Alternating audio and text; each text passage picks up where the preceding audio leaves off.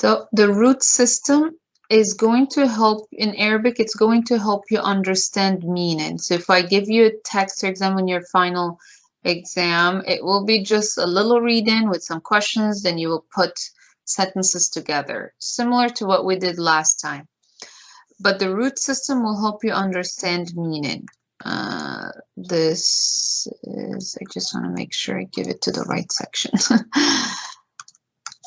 Okay, so we have the kaf, the ta, and the ba. The kaf and the ta and the ba, it means writing. If you have them in a word, it would mean the action of writing or any word that is associated with writing.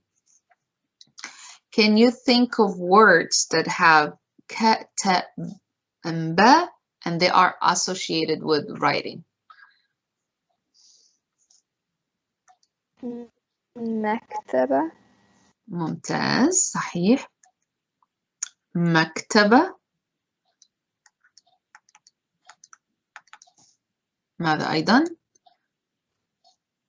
كتابة. ممتاز، كتابة.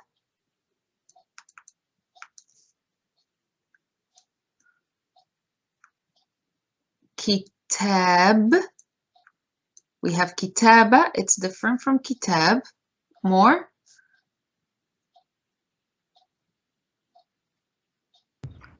تكتب. كتب, which is تكتب, the verb. ماذا أيضا؟ كتابه. كتاب. So we'll keep كتاب.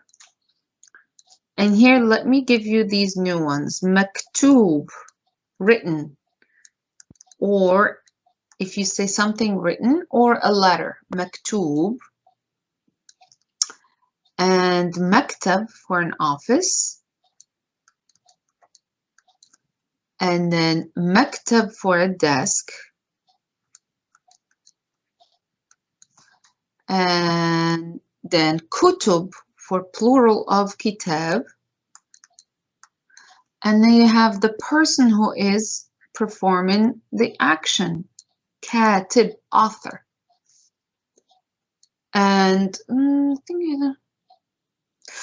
then you will say kutayib, smaller, kutayib, like a small book.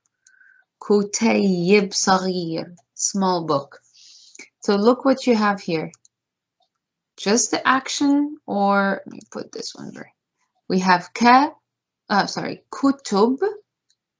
which is a plural of books. That's books. So that's an object. Then you have maktaba, library. That's a place. Then you have katib, author. That's a person. And most of the root words, or most of, yeah, exactly, the root letters, they will give you a place, an action, a person, object, a noun. Like here, kitaba means writing. Like you can say أحب الكتابة. أحب الكتابة, which is a noun. Or we refer to it as gerund because you say writing. Kitab, singular of one book. Kataba, which is a verb, action. He wrote, and verbs in Arabic, infinitive is always he did. Maktub, done or written, and it means a letter. So it says like the production, maktub. Kutayib, kutayib, a small book. And then maktab, office. And then maktab, desk. So this is object. And this is a place again. Do you see that, Shabab? نعم. So those two words are the same, مكتب and مكتب.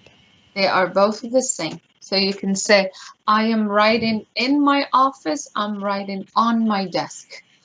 على مكتبي. If you say على on, على مكتب, on a desk, or you can say فوق, on top of, فوق, and then مكتب.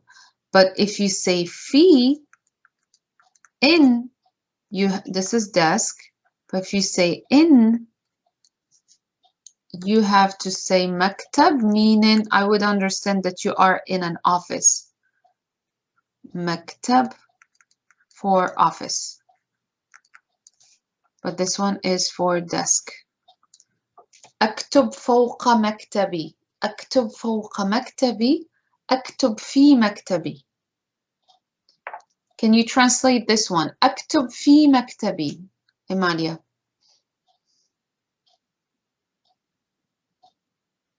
Emalia?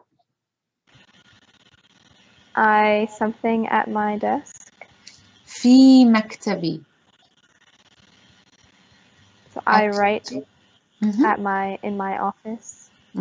ممتاز. أكتب في مكتبي. جميل. But if I say something like, I have to zoom out so you can see this, but I'll bring it back. Let me write the sentence first.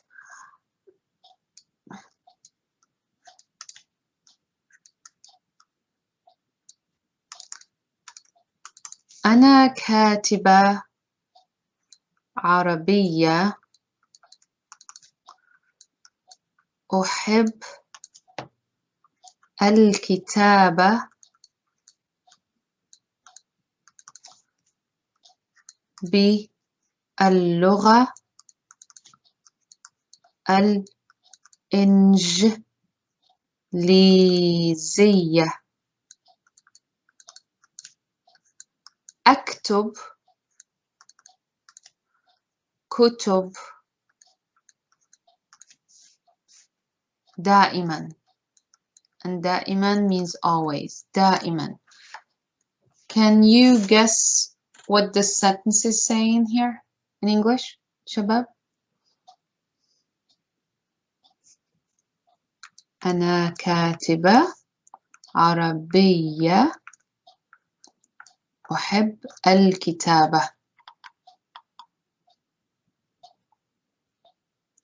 It's like I am an Arabic author.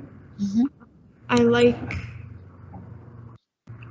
like books in the English language. I write books. I always write books. ممتاز. But أحب, I like writing. I like, okay. الكتابة, كتابة. And the noun is the only one that can have alif lam, only the nouns like al-kitab. But because you have kitaba, the noun always has ta marbuta. You never take it away from it. Al-kitaba, ta marbuta is part of writing.